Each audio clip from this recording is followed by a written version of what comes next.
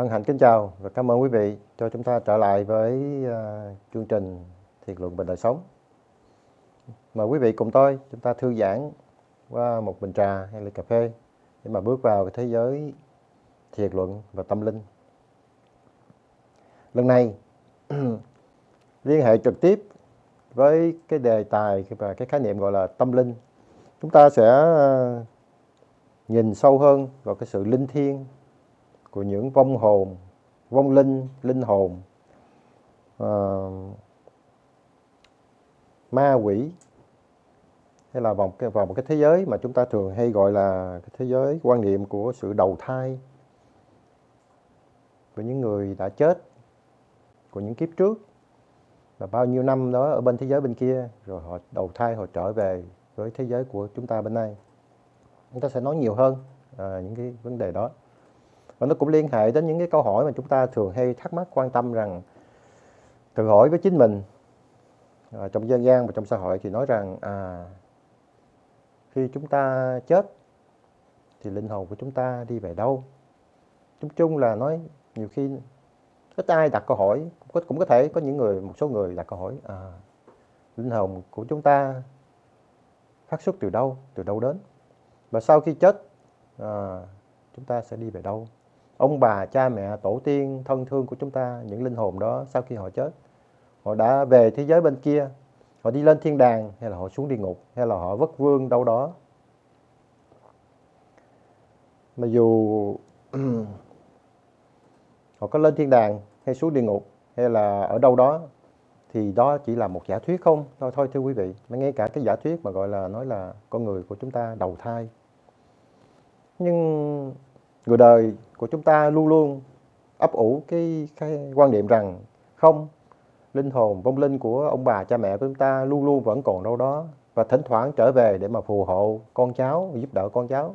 Và một số người khác nữa nói là những cái vong hồn đó, vất vỡ đó, chết oan đó, họ chưa có giải thoát và họ đó là những bóng hồn, những con ma, con quỷ. Thậm chí con ma, con quỷ đó là nó trở về để mà nó hại chúng ta, nó phá chúng ta, làm hư hại cái này hư cái kia. Thì đó là lý do tại sao nhiều người lại tin rằng luôn luôn có những vong hồn giúp, vong hồn thiện và vong hồn ác. Chúng ta là người của thời đại, chúng ta phải sáng suốt hơn và có những cái lý điều kiện để mà chúng ta xác định là điều đó. Và thêm một cái khái niệm nữa là nói là về cái vấn đề mà con người chết rồi đầu thai trở lại. Thì thưa với quý vị rằng như vậy, cái bằng chứng cụ thể mà chúng ta cần phải có để đưa lên để mà có thể khẳng định là những linh hồn sau khi họ chết, họ đi về bên kia, thế giới bên kia, sau một thời gian đó, dù là trả nợ ở dưới địa ngục hay là hưởng đủ ở trên thiên đàng, thì họ trở về đây. Hay là kiếp trước họ là cái gì đó, làm thợ, làm thầy, hay là thiếu nợ ai hay làm ơn ai đó, nhưng mà bây giờ họ trở về đây, thế giới trần gian của chúng ta. Nếu thật sự quả quyết như vậy thì đây là những người mà có thể có hiểu rất nhiều chi tiết để mà kể cho chúng ta nghe. Trên thiên đàng nó như vậy, nó đầy đủ như vậy, dưới địa ngục nó bao nhiêu khổ như vậy. Tên của tôi hồi trước là tôi ở tỉnh đó, thành phố đó, tôi quen những người đó, thấy không? Và tôi học hỏi những cái này cái đó ở trước khi mà tôi chết, và sau khi tôi lên thiên đàng hay là về thế giới bên kia, tôi học hỏi rất nhiều, tôi có thể chia sẻ với quý vị. Đây là những bài học là sâu sắc của chúng tôi. Thậm chí đi sâu hơn nữa, những người mà đã chết là những người có thể khẳng định là nói là những người, nhất là những người mà gọi là chết ngoài ý muốn, bị chết chứ không phải là được chết. Họ chết tắc tuổi hay là họ chết vì bệnh, vì tai nạn. Thì nếu quả thật mà sau khi họ chết và họ đi về thế giới bên kia, rồi họ trở về thế giới trần gian của chúng ta hôm nay đây, thì chúng ta có thể tạm đinh ninh rằng nếu mà bạn đã sống bên thế giới bên này và bạn đã chết, thì liệu bạn đã học được bài học gì hay không? Có hiểu được thấu chiều sâu tất cả những cái nguyên lý cuộc sống, cái sướng, cái vui, cái cực, để mà học hỏi cái bài học đó sau khi bạn về cái thế giới bên kia. Là tại vì sao? Là tại vì thế giới bên kia là thế giới vĩnh cửu, vĩnh để bao la, linh thiêng, vĩ đại, sâu sắc. Thì nếu bạn về bên kia thì bạn phải hấp thụ một cái minh triết, một cái sâu sắc nào đó, học được một cái gì chứ. Rồi bạn trở về đây thì nếu mà bạn đã học được thì bạn có thể giúp chúng tôi không? Đóng góp vào xã hội, người trần gian, chúng ta để mà biết là cái nguồn cội nguyên lý của sự đau khổ và sự sung sướng, sự hạnh phúc trong cuộc sống. Và nếu mà bên kia nó có một cái gì xứng đáng nữa thì có liệu là nó có cho chúng ta xứng đáng để sống cuộc sống cao thượng hay là chân chính, để rồi sau khi chết chúng ta trở về bên kia, phải không quý vị? Đó là những cái gì mà chúng ta ít nhất và tối thiểu là trông mong vào những cái người mà chúng ta tạm gọi là đó là những người đã trở về hay là đầu thai từ thế giới bên kia. Còn nếu mà bất cứ người nào sanh ra trong thế giới xã hội này mà không biết gì hết, không có thể nói gì hết, nói chỉ qua loa thấy không? Chết rồi sẽ xuống địa ngục hay là lên thiên đàng, hay là kiếp trước tôi là như vậy, kiếp này là tôi như vậy, thành ra tôi thiếu nợ rồi tôi, thấy không? Tôi được sướng, tôi được cực. Cái đó là nói một cách mông lung thôi, vô vi thôi, thật sự không có căn bản, không có nền tảng nào cả. Họ không giúp được cho gì họ, cho chính họ, và cũng không giúp được gì cho chúng ta. Tuy nhiên, rất nhiều người trong chúng ta luôn luôn vẫn mong mỏi và ấp ủ cái hoài bão, đó là ông bà, cha mẹ của tôi đã chết, đã về bên thế giới bên kia, và các ngài luôn luôn thỉnh thoảng nghĩa là phù hộ cho con cháu. Đó là lý do mà tại sao chúng ta đến ngày rằm, tới ngày kia chúng ta cầu nguyện, chúng ta thỉnh cầu như chúng ta đang nói chuyện với ông bà, cha mẹ của chúng mình, hay là thân thương, cái này cái nọ. Thật sự họ còn đó hay không để chúng ta nói chuyện hay không? Cái đó ngoài vấn đề. Là tại vì như tôi đã nói, mình chỉ nghĩ là những cái linh hồn đó vẫn còn là mỗi cá nhân thôi, chứ không phải là nó gia nhập với lại một cái gọi là đại vũ trụ, đại linh hồn, tiểu vũ trụ, đại vũ trụ và đại vĩ đại vũ trụ nữa. Thì chúng ta có thể mượn một cái thí dụ để mà hiểu là như vậy. Một cá nhân của chúng ta đây là tiểu vũ trụ, chúng ta có cái tiểu linh hồn, chúng ta sống trong một cái vũ trụ này, cái trái đất trần gian này là đó là một đại vũ trụ, và trái đất và trần gian này sống trong một cái đại mênh mông vũ trụ nữa, thì gọi là đại đại vũ trụ nữa, siêu vũ trụ.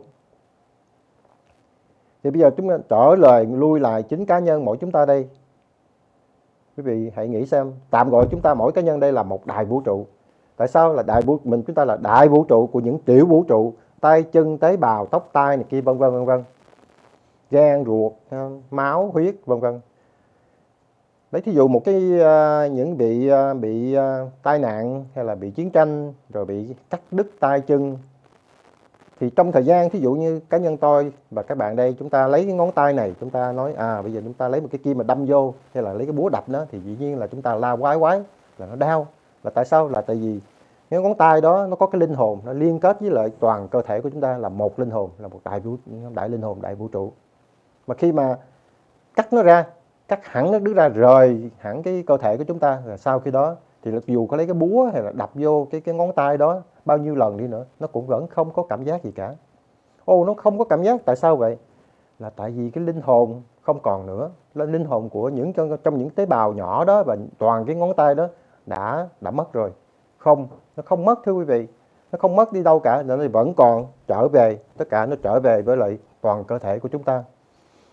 Thậm chí những người bị mổ xẻ và cắt đứt tay chân sau khi chiến tranh, cái linh hồn của họ không bao giờ họ nghĩ là tôi mất, cái linh hồn của tôi mất đi một ngón tay, hay là mất đi một cái chân, hay là tại vì tôi cưa chân hay cái này cái nọ. Không, dĩ nhiên. Tất nhiên là đó là qua cái ví dụ đó chúng ta có thể tạm khẳng định nói rằng linh hồn của những tiểu vũ trụ, của những cái tế bào nhỏ, khi mà nó chết, nó không có đi về thiên đàng, hay là nó lên thiên đàng, hay là xuống địa ngục, hay là nó không đi đâu cả, hay là nó tan rã trong mây khói. Không, nó trở về với chúng ta, nó vẫn còn ở trong chúng ta thôi. Là tại vì cái phần đó chỉ là phần xác thịt. Khi mà cái hồn nó rời đó rồi thì cái phần xác đó mà cơ thể đó nó rời cho chúng ta rồi, thì cái hồn nó vẫn còn ở trong với người chủ của nó, gọi là đại linh hồn. Thì tương tự như mỗi cá nhân của chúng ta đây cũng vậy, thưa quý vị. Chúng ta mượn cái thí dụ của tiểu linh hồn của những tế bào, và chúng ta là đại linh hồn. Thì bây giờ mỗi cá nhân chúng ta đây là một tiểu linh hồn của một đại vũ trụ, đại linh hồn nữa, của cái trần gian, của thế giới bao la. Nếu như vậy thì khi mà chúng ta nói rằng cái xác này của tôi đây là một tiểu linh hồn, một tiểu vũ trụ, khi mà tôi chết thì cái linh hồn của tôi đi về đâu? Thưa quý vị, nó không đi về đâu cả.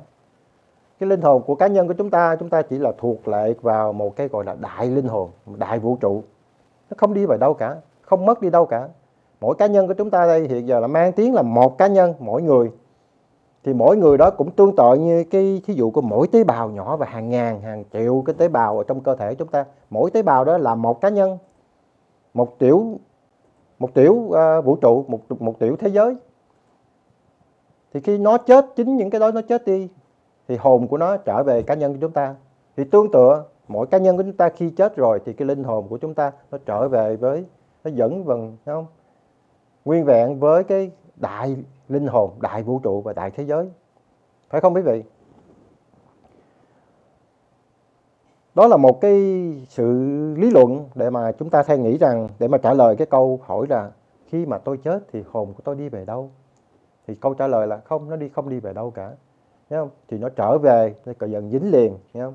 Với lại đại vũ trụ cần, thấy không? Bao lát nha, bát ngát. Nhưng khi nói như vậy thì chúng ta không khó mà chấp nhận, tại vì chúng ta muốn luôn luôn nghĩ là chúng tôi có một cái sự cá nhân của tôi chứ, thấy không? Cá nhân của tôi chứ. Với một cá nhân là ông của tôi, bà của tôi, cha mẹ của tôi, khi mà họ chết đi, họ không phải là họ không biến mất hoàn toàn, họ vẫn còn đó, vẫn còn đâu đó. Thế là họ đi đâu đó hay lên thiên đàng hay xuống địa ngục, vân vân vân vân. Họ không có, chúng ta không có, loài người trong xã hội của chúng ta khó mà chấp nhận là nó đã vẫn còn, nó trở về với toàn diện, nó gia nhập với đại vũ trụ, thưa quý vị. Nếu mà nhìn như vậy thì nó sẽ đổi đi hoàn toàn cái quan điểm của chúng ta về thế giới sống và thế giới chết, thế giới hiện tại, thế giới tạm thời và thế giới vĩnh cửu. Và đồng thời nó sẽ xóa đi cái phần mà gọi là tính cách hay là quan điểm gọi là cá nhân. Nó không còn là cá nhân nữa, nó không còn là tùy thuộc nữa. Có thể đổi rất nhiều quan điểm cuộc sống trong xã hội của chúng ta. Và luôn cả những cái khái niệm thế nào là khi bạn chết đi rồi linh hồn của bạn nó sẽ bị phạt đầy đọa, thấy không? Dưới địa ngục, thấy không? Dưới ải khổ, hay là sẽ được thưởng nơi thiên đàng, vân vân vân vân. Cái đó là một cái gì mà vô không? Nói ra thì sợ đụng chạm với bao nhiêu tôn giáo đã hứa hẹn với bao nhiêu người trong chúng ta, nhưng mà nó vô cùng xa vời, nó vô cùng viển vông và gần như phi lý. Lắm lúc bao nhiêu lần, thưa quý vị, chúng ta tự đặt câu hỏi, chúng ta bước vào cái thế giới trần gian này để làm gì? Mà nhất là trong thời gian mà chúng ta tham gia vào cái trần gian này, nói nôm na gọi là 100 năm. Thì đó là cái vấn đề rất là quan trọng. Dù là bên kia, thế giới bên kia là thiên đàng, dù thiên đàng hay là địa ngục hay là bất cứ cái gì, dĩ nhiên là chúng ta không biết. Nhưng mà ngược lại, tạo hóa đã tạo ra điều kiện để chúng ta bước vào trần gian này để chi vậy? Thì đó là cái khi mà con người tâm linh, tu thiền triết, nghiên cứu về tâm linh học, thần học hay là siêu hình học, thì đó là câu trả lời của họ. Luôn luôn họ hiểu rõ và thấu. Cá nhân nào trong chúng ta mà hiểu thấu rõ, nắm vững, có nền tảng đó, tìm được cái chân lý là lý do chúng ta sống được trong cuộc sống để làm gì, vai trò của chúng ta làm gì, trách nhiệm để làm gì, chứ không phải là vô đây cái thế giới trần gian này trên dưới 100 năm để mà chơi, để mà hưởng, để mà làm tiền, để mà gom tụ, để mà tích trữ tài sản, rồi xây nhà lầu, xây đất đai, là xây kim tự tháp, rồi ướp xác là nó không? Bây giờ đây là cái thế giới tạm thời, rồi sau khi tôi chết thì tôi qua bên kia, không? Thì tôi cần những chiếc tàu, chiếc xe hơi, chiếc bánh như kia, chiếc tiền này, cái đất để mà tôi sống, tôi ở bển. Vô cùng viển vông, vô cùng phù du, phải không thưa quý vị? Trở lại cái đề tài linh hồn, thưa quý vị, dựa theo nhiều tài liệu tâm linh thì nói rằng linh hồn là không khí chúng ta đang thở. Toàn không khí trên không gian, hơi thở, điện trong không gian, âm thanh trong không gian, nó là có một cái sự gọi là kết nối. Thậm chí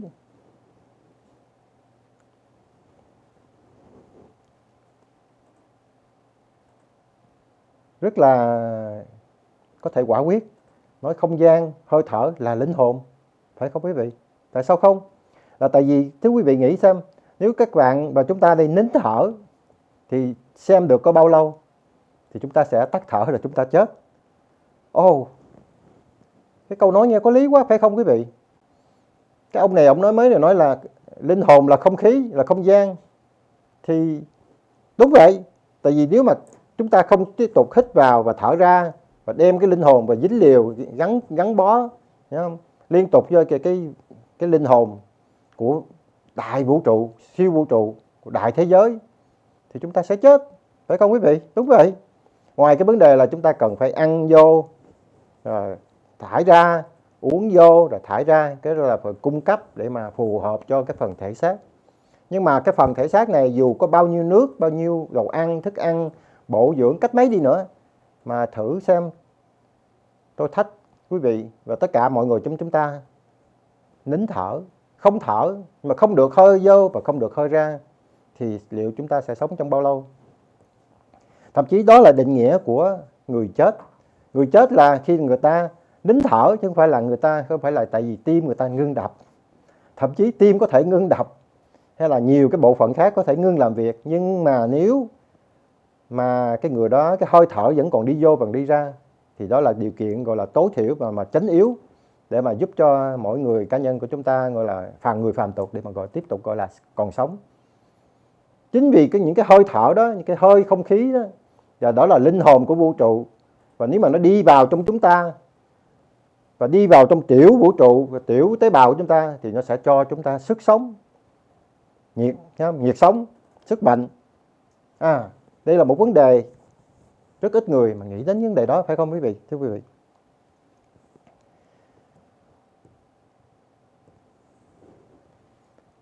thì đây là một thí dụ. Mỗi lần quý vị cầm lên một cái điện thoại cell phone, quý vị thử nghĩ xem, chúng ta nhìn vô trong đó, chúng ta nói chuyện với lại thế giới, người bạn bên kia thành phố này, bên Việt Nam, mọi nơi trên thế giới. Ủa, cái này là cái gì vậy?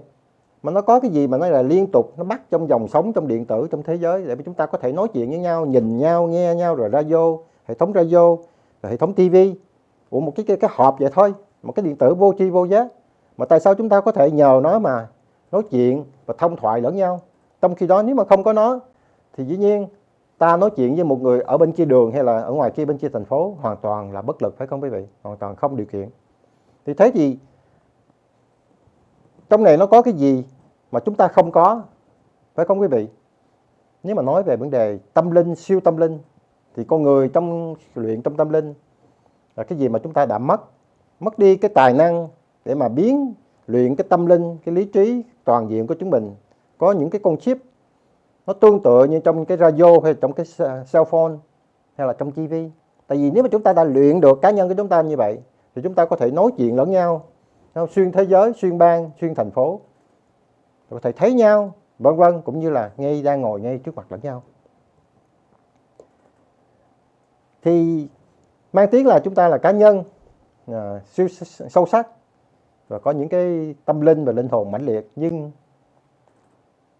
một vì lý do nào đó chúng ta đã mất đi hay là giảm đi, không có rèn luyện, không có trau dồi nó. Chính vì vậy chúng ta nghĩ rằng chúng ta thông minh đủ để mà chế ra những cái cell phone, những cái hệ thống mà gọi là điển linh, vô hình.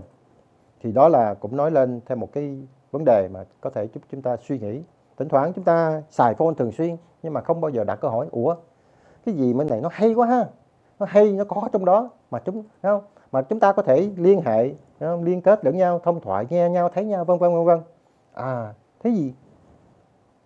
Tại sao chúng ta không có được như nó? Chúng ta sẽ tạo được, luyện được tâm linh, tâm hồn của chúng ta được như vậy. Nếu được như vậy thì quá mạnh liệt, phải không quý vị? Đúng vậy, được chứ. Trong thế giới tâm linh có những người họ đã đạt đến mức đó, họ có thể thấy chẳng những liên hệ, nói chuyện lẫn nhau, không cần qua điện thoại, không cần qua dây điện, không cần qua phone, mà đồng thời họ có thể thấy được, nhìn thấu hiểu về quá khứ và có thể tin tương lai. Thì đó là một phạm vi mà ít ai trong chúng ta đạt được cái khả năng đó. Nhưng đó là một lĩnh vực mà Tại sao nó khích lệ cho những người sống trong thế giới hiện tại để mà tiếp tục rèn luyện, để mà trau dồi? Tại vì đó là một cái loại sức mạnh mãnh liệt, sự giàu hơn là tiền bạc của cải, giàu hơn và những cái gì khác vật chất trong cuộc sống phù du, nhà cửa địa ốc vân vân và chức vụ danh phận. Phải thật sự mà nói, thưa quý vị, thế giới tâm linh khi chúng ta tham gia vào nó rồi và sống trong nó thì mỗi ngày mỗi giây phút của nó là chúng ta đang sống một mùa xuân. Không phải chỉ đợi những là mùa xuân thì chúng ta mới nói về tham gia vào tâm linh. Tại vì nếu một mùa xuân mà không có sức mạnh, không có niềm vui trong đó thì dù mấy mùa xuân đi nữa trong trần gian này cũng không phải là mùa xuân, có phải không quý vị? Và chúng ta nói đây rất là may mắn, chúng ta là những người tham gia vào thế giới tâm linh và thiền luận, thì mùa xuân trong chúng ta từng giây phút một, mà từng mỗi buổi sáng chúng ta thức dậy. Nói như vậy là sao? Nghĩa là tất cả những linh hồn của cha mẹ, ông bà của chúng ta bao nhiêu kiếp, vạn kiếp, cha của chúng ta là cha của họ, là cha của họ, là ông nội, ông ngoại, ông cố của họ, tất cả những vong linh hồn đó, dù đã mất, dù đã sống một cuộc sống xứng đáng hay là không xứng đáng, hay là hối tiếc vì đau khổ, vì cùng cực, nhưng khi mà họ đã đi rồi thì chúng ta có thể nói là an tâm, thật sự là an tâm để mà bước vào mùa xuân. Chúng ta an tâm là sao? Là linh hồn của họ được bình an, không có đi đâu cả, họ không có xuống địa ngục, họ không có vất vơ, họ không có thất lạc, họ không có đau khổ, họ bị lạnh lẽo, thiếu ăn thiếu uống.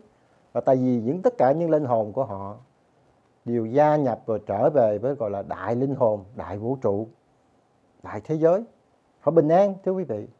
Ra với cái suy nghĩ, cái nhận định đó, cái giả thuyết đó, nó cho chúng ta một sự an tâm cho những người đã đi trước chúng ta, hay là rời chúng ta, thấy bình an, chúng ta tạm vui, cho nên là mừng cho họ. Tức nghĩa là cái khổ của họ, cái thiếu của họ, cái lạnh của họ, hay cái nghèo của họ, hay cái đau của họ, nó đã ngưng, nó đã tạm, gọi là chấm dứt hoàn toàn. Chỉ chúng ta đây là những người còn sống lại trên thế gian này thì chúng ta còn phải đương đầu với lại cái nghèo, cái đói, cái khổ, cái đau, cái bệnh và cái cô đơn, vân vân. Cô đơn là tại vì chính mỗi cá nhân của chúng ta không có khả năng để mà kết nhập, gắn liền với lại những người xung quanh gần chúng ta và xa. Và cô đơn là vì chúng ta không có tầm hiểu, tầm nhìn sâu sắc để mà tham gia vào cái thế giới siêu linh và cái thế giới bên kia. Với trình độ, với cuộc tham gia của chúng ta, những người tâm linh, với sức lực mà càng hiểu càng sâu hơn, thì tôi quả quyết với quý vị rằng chúng ta sẽ không bao giờ có những giây phút gọi là cô đơn, cô lập hay là đau khổ cả. Tại vì chúng ta luôn luôn có hai thế giới thì chúng ta đứng gần và sát kề với ta. Và đó là thế giới bên kia, mãnh liệt, vĩ đại, tuyệt đối, vĩnh viễn, bền vững, chắc. Và liên hệ với bên này chúng ta có được người thân thương, người vợ thật, người chồng thật, người con thật và bạn thật. Cái thế giới bên này là cái thế giới mà chúng ta phải bước vào để tập luyện, để mà học, để mà sửa đổi, để mà tăng cường, để mà trau dồi. Đó là một những lý do có thể tạm nói là tại sao chúng ta được sinh ra và bước vào trần gian này. Đây là một thế giới, một trần gian để mà học hỏi và luyện tập. Luyện tập với trình độ chúng ta càng đạt nhiều chừng nào thì cái sức của chúng ta và cái tâm linh và cái khả năng của chúng ta đủ điều kiện để mà đi vào một cái thế giới xa hơn và xa hơn. Đến đây mà nếu mà đề cập cái đề tài mà gọi là trường sinh bất tử, nghĩa là sống hoài, sống mãi mãi, thì hơi khó khăn cho quý vị hiện tại. Nhưng đối với những người tâm linh sâu sắc, đối với họ vấn đề trường sinh bất tử là không có cái gì gọi là khó khăn cả.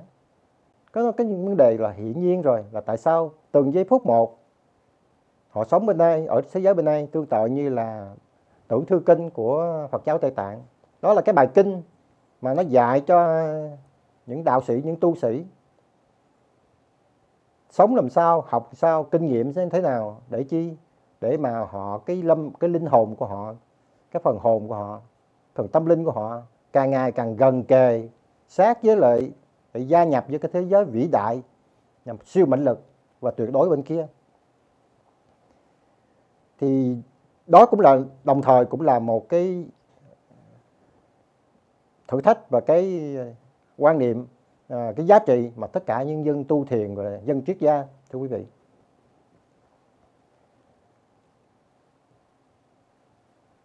Trở lại cái câu hỏi, tại sao chúng ta mong những cái hay là sợ những cái vị linh hồn chết oan họ trở về họ hại chúng ta, hay là họ giúp chúng ta? Dù có hại hay giúp đi nữa, dù chúng ta khái niệm là mong như vậy, nhưng tôi thưa với quý vị rằng họ hoàn toàn không có khả năng cả hai. Lý do tại sao? Là tại vì tất cả những người đó khi mà họ vẫn còn trong trần gian, chính họ là những cá nhân hạn chế, gọi là bất lực bất tài. Khi họ sống trong trần gian đây, như cá nhân của mỗi người trong chúng ta đây, tất cả những gì mà chúng ta muốn làm tốt cho chính mình, mãnh liệt cho chúng ta trường thọ, thắng phục được sinh bệnh lão tử, và chúng ta còn hạn chế nữa, thậm chí chúng ta hoàn toàn vô cùng hạn chế hơn là hạn chế, và chữ nặng nó gọi là bất tài và bất lực. Chính vì sự bất tài và hạn chế bất lực đó mà thành ra nhiều người trong chúng ta trong lịch sử vân đã đi đến cái giai đoạn con đường chết, con đường tử vong.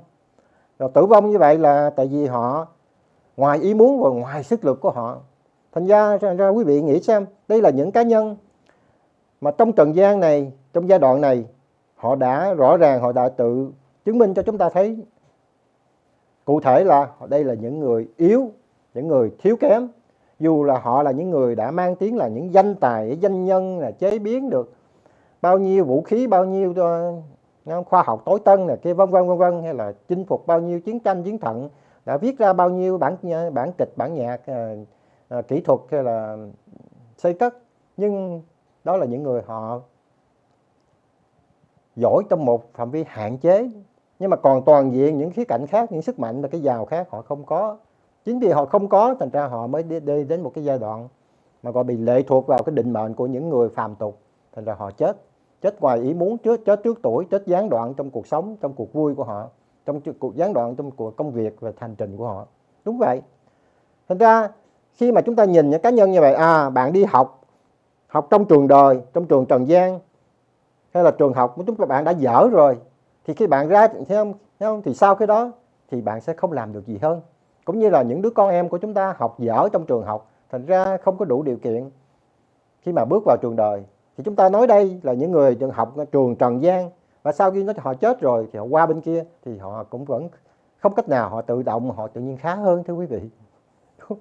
Thành ra nếu mà chúng ta trông mong là bạn sống như vậy rồi bạn sẽ lên thiên đàng, hay là bạn sống như vậy ở trần gian như vậy là chơi hưởng bất kể làm gì phá, là thấy không, rồi sẽ được thần thánh thần tiên sẽ tha tội, rồi bạn sẽ về thiên đàng, hay là nếu mà bạn tệ lắm thì bạn về địa ngục. Cái đó là những giả thuyết. Đó là trong cái thế giới những người họ sử dụng những cái lập luận đó, họ làm cho con người dân gian của chúng ta sợ hay là lo, hay là cho họ một cái niềm tin hy vọng, và những niềm tin hy vọng đó vô cùng yếu, vô cùng phi lý, thưa quý vị.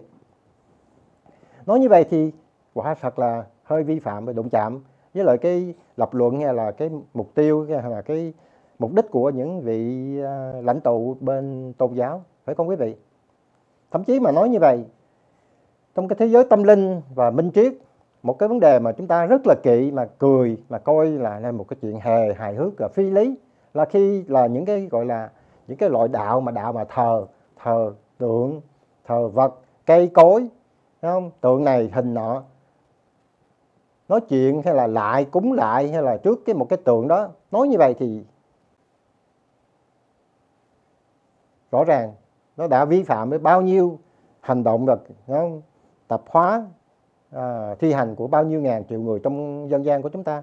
Nhưng mà một cái tượng như vậy, dù là cái tượng, cái hình đó ông bà của chúng ta như vậy, dù nếu mà in ra cả ngàn tấm hay làm nên ngàn cái tượng, quý vị nghĩ rằng ông bà của chúng ta, cái hồn của họ nhập vô những cái hình đó hay là những cái tượng đó để chúng ta ngồi, chúng ta nói chuyện với họ, hay là thấy không, hay là dù có ra ngoài nghĩa địa hay là mộ hay nghĩa trang để mà nói chuyện với họ? Dĩ nhiên không. Hồn của họ không còn ở đó nữa, mà cũng không còn ở trong cái hình đó, mà cũng không còn trong cái bức tượng đó. Một hay hai bức tượng là đã là không rồi, chứ đừng nói chi là cả ngàn cái tượng, cả ngàn cái bức hình, đầy dãy tượng lớn, tượng nhỏ, tượng nhau, tượng màu, tượng trắng đen vân vân. Ra những cái thế giới trong dân gian người chúng ta đó là những người họ sống trong một cái gọi là thiếu chiều sâu. Họ thờ tượng, thờ những cái gì là vô tri vô giác. Họ nói chuyện với là những cái gì, họ tâm sự những gì gọi là vô tri vô giác. Tệ cũng như là nói chuyện một mình. Tôi nói chuyện với quý vị trước cái máy đây là đã là tệ rồi, đã là hạn chế rồi, chứ đừng nói chuyện với cái tường, với cái cây. Tại vì những cái đó là nó không có trả lời, nó không có nói, nó không có giúp gì cả. Nhưng mà tại sao con người trong dân gian của chúng ta có những cái tập tục tiếp tục và những cái thi hành như vậy, thì đó là một đề tài khác thưa quý vị. Nhưng mà nếu mà suy nghĩ lại xem, có lắm lúc có rất nhiều cái giai đoạn chúng ta cảm thấy buồn, cô đơn, không có ai để tâm sự, không có ai để chia sẻ, không có ai để than vãn. Thì tâm sự với một mình, dù là đứng bên bờ sông hay là trên một cái đỉnh núi hay là ngồi trong quán cà phê, chúng ta vẫn có thể tâm sự chứ. Tâm sự với chính mình, đó chúng ta gọi là thiền tịnh. Không sao cả. Dù nói bao nhiêu lời, không? Lời đúng lời sai, có thể tự suy luận, tự ngẫm nghĩ với mình. Đó là cái sinh hoạt mà gọi là thiền tịnh. Còn thiền luận là chúng ta có một người bạn, người thân thương, người có trình độ thấu hiểu để mà chúng ta trao đổi và chia sẻ để học hỏi lẫn nhau. Thì thế giới thiền thì không có cái gì là sai lầm cả. Cái đó là một cái thế giới rất là lành mạnh và rất là cần thiết. Nhưng mà đừng có sai lầm là khi chúng ta thiền hay là chúng ta nói chuyện với một cái vật, những cái hình, cái tượng gọi là vô tri vô giác, hay là một cái gì đó, cái cục gạch hay là cái tảng đá hay là vân vân, và chúng ta nghĩ rằng những cái gì chúng ta nói họ là chúng ta xin cầu khẩn rồi thì chúng ta sẽ được họ giúp, hay cái nó giúp, hay là cái đó cái đó là một cái sự sai lầm trong tư tưởng. Tại vì nó đưa đến con người chúng ta đến gọi là ảo tưởng hóa, nghĩ rằng và trông mong trên một cái gì mà gọi là hoàn toàn trống rỗng và nông cạn. Cái đó là cái gì mà chúng ta không muốn, phải không quý vị? Một trong những cái tập tánh cuộc sống của chúng ta mà lý do nó đưa đến cái trường hợp mà gọi là tại sao chúng ta gọi là đứng lại, không học hỏi nhiều hơn, nó phát xuất từ đâu vậy thưa quý vị? Quý vị thử suy nghĩ lại coi, cái thời của chúng ta còn trẻ, thời chúng ta còn ngây thơ, có cha mẹ, có thầy cô dạy cho chúng ta và luôn luôn dạy cho chúng ta những điều này điều nọ, là luôn luôn cái câu luôn luôn nhắc nhở là các con hãy ngoan ngoãn, phải giỏi, phải xứng đáng. Xứng đáng là sao? Tất nhiên là phải nghe theo lời cha mẹ dạy, nghe theo lời thầy cô dạy và thi hành như đúng tư cách. Đó là một cái dao hai lưỡi. Những cái gì mà họ dạy mà đúng thì rõ ràng thì chúng ta sẽ tiếp tục để mà chúng ta tiến. Nhưng mà rất tiếc, cha mẹ, ông bà, thầy cô, chính họ đã có những cái sợ trong tâm của họ, sợ một cái gì gọi là không xứng đáng, không chín chắn.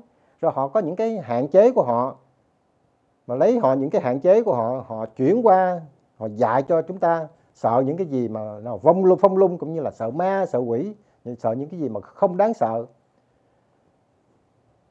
Theo nguyên lý, nếu chúng ta là những người con ngoan ngoãn và người công dân tốt, và cho đến giờ phút này và trưởng thành, thì chúng ta luôn luôn cố gắng chúng ta là những người xứng đáng, là những người ngoan ngoãn. Chính vì vậy, vì cái sự ngoan ngoãn đó mà chúng ta tiếp tục đứng lại và ngưng lại, làm những cái gì và không làm những cái gì y hệt như lời cha mẹ, ông bà và thầy cô dạy cho chúng ta. Rất tiếc, nếu họ là những người hạn chế mà chúng ta tiếp tục nghe họ thì chúng ta sẽ vẫn hạn chế như họ. Nếu mà họ hạn chế trên phương diện là khổ, đau, nghèo, bệnh, tử, chết ngoài ý muốn, thì như vậy thì tiếp tục cái dòng dõi sứ mạng, cái mạng sống của loài người sẽ tiếp tục tương tự lẫn nhau. Trừ khi nào chúng ta nghe họ trong một giai đoạn khi mà chúng ta còn trẻ, cái đó nóng nó nghe con, cái lửa nó nóng, cái điện nó giật á, nó không tốt, nó bén, thì trong giai đoạn đó chúng ta tạm nghe họ và không tham gia nhiều hơn và tránh nó, và để mà cứu xét sâu hơn. Thì cái cứu xét sâu hơn là đó là một cái gì mà chúng ta đã sai lầm, chúng ta đã lơ là, ta không làm nó. Trong cuộc sống của chúng ta, trong cuộc sống thời gian qua, xã hội hay là giáo dục chân chính là đáng lý là cái vai trò của họ là để mà tiếp tục đẩy mạnh và thách thức, và hay là khuyến khích chúng ta kiểm soát trở lại, nhìn sâu hơn và đi tới trong tất cả những cái gì mà chúng ta đã được dạy, chứ không phải là giáo dục là tiếp tục để mà duy trì những cái gì đã sai mà cha mẹ đã sai, hay là dù là văn hóa hay là giáo dục. Mà nếu mà tiếp tục duy trì những cái hỗ trợ những cái gì sai thì chúng ta, định mệnh của chúng ta sẽ tiếp tục khổ ải, phải không quý vị? Thì đó là một cái khía cạnh mà có thể nói là tạm trả lời câu hỏi tại sao người của chúng ta không tiến. Không tiến không phải là chúng ta xấu, không phải là chúng ta lười, không, ngược lại, mà là chúng ta là những đứa con ngoan ngoãn, thụ động ngoan ngoãn và xuất sắc, nghe và thi hành đúng theo lời ông bà, cha mẹ và thầy cô đã dạy chúng ta. Chính vì cái ngoan ngoãn và xuất sắc, nghe đúng y hệt, thành ra đó là cái chết, cái khổ của chúng ta. Cái khổ trong cái khổ và trong cái sai là tại vì chúng ta, thầy cô, cha mẹ, ông bà chúng ta là những người sai và những người hạn chế. Đương nhiên những cái gì họ dạy chúng ta là với toàn những cái tấm lòng trông mong mà chân tình, là cho chúng ta muốn chúng ta khá như họ hay là khá hơn họ. Cái đó là một vấn đề là phải cứu xét lại nữa. Trong dòng lịch sử dân gian của chúng ta có nhiều tâm tư cách, sự hiểu biết của họ, chính họ là những cái tư cách mà họ từ dìm là chính họ kéo lui chính họ. Thành ra những cái gì mà những người đó mà dạy cho con cháu của chúng ta hay người xã hội thì họ dạy cho chúng ta cái gì? Những cái đường đi mà đi tiếp tục đi thối lùi, đi suy thoái. Đó là những người thầy mà chúng ta không muốn mà muốn tránh, không muốn đến và muốn tránh luôn luôn, và phải cẩn thận dè dặt. Là một dạng người nữa, những cha mẹ, thầy giáo hay là lãnh tụ hay là vua chúa hay là những lãnh tụ nữa nhồi sọ, thấy không? Tiếp tục dạy cho chúng ta, nói là đây là những cái gì là các bạn và chúng ta không thể bao giờ đạt được. Tức nghĩa là họ tự chặn đứng, họ tự ngăn lại rồi, họ tự đóng cọc đóng mộc rồi, họ tự hạn chế chính họ rồi. Các con đừng làm gì hơn nữa, nó cũng phí sức vô lý thôi. Đó là những bài dạy vô cùng sai lầm. Tất cả những học sinh của những người thầy đó sẽ đi đến một cái định mệnh sẽ tương tự như người đó, là tại vì người đó sẽ không tiến nhiều hơn, không đi xa hơn, không phát triển hơn. Thất bại, phải không quý vị? Chứ đừng nói chi là dựa như cái câu của công dân gian châm ngôn của chúng ta: con hơn cha là nhà có phước, con hơn thầy là nhà đại phước. Ít có mấy ai trong cuộc sống này thật sự sâu sắc và mãnh liệt và can đảm hay là bền vững lập trường là các con phải luôn luôn tối thiểu là bằng ta, hay là ít nhất ra còn nếu không bằng ta thì phải là hơn ta, chứ không bao giờ có thể là như ta cả. Thưa quý vị, nói đến câu đó thì quý vị tự xét xem, trong cuộc sống này, trong xã hội đã bao nhiêu lần, bao nhiêu lời, bao nhiêu người đã từng nói là làm như vậy là hỗn, ngang với ta là hỗn, ngồi chung ngang với ta là hỗn, chứ đừng nói chỉ là ngồi cao hơn ta hay là đi trước ta. Những cái văn hóa, những cái vua chúa độc tài đó là những chế độ mà tạm gọi là chế độ diềm dân, ngu dân và ích kỷ và độc tài, phải không quý vị? Thì thôi, chúng ta có thể mổ xẻ và đào sâu thêm, nói về những cái nguyên lý mà những cái lời dạy, những cái nguyên lý sống và chân lý sống mà gọi là vô cùng sai lầm và tự hạn chế, tự diêm, tự đầy đọa chính mình. Nhưng khi trở lại với cái hiểu của chúng ta, cái khái niệm mà gọi là tiểu vũ trụ, tiểu linh hồn so sánh với lại đại linh hồn và đại vũ trụ và siêu đại vĩ đại vũ trụ, thì chúng ta giúp cho chúng ta một cái sự tạm an ủi về vấn đề cuộc sống và cuộc chết. Sau khi chúng ta chết thì chúng ta phải đi về đâu? Và những người đã chết, những người bạn của chúng ta chết, ông bà thân thương chúng ta chết, họ đã đi về đâu? Tạm an ủi chúng ta, nó cho chúng ta một cái sự an tâm là họ là những người không phải là hoàn toàn sướng mà cũng không phải hoàn toàn khổ, nhưng mà họ trở về cái vũ trụ đại minh mông, đại minh triết. Đó là cũng là cái sự là tạm an tâm, không còn phải sợ nữa, phải không quý vị? Thì đó là một cái câu mà có thể nói với là rất nhiều những vị cao niên, ông bà của chúng ta đang nằm trên giường bệnh, để nó giảm bớt phần nào cái sự sợ của họ. Cảm ơn quý vị cho chúng ta thời gian để chia sẻ, để luôn luôn nhìn và thấy và tạo mùa xuân trong chúng ta. Cảm ơn Đài đã cho chúng ta cơ hội quý giá như này. Kính chào quý vị.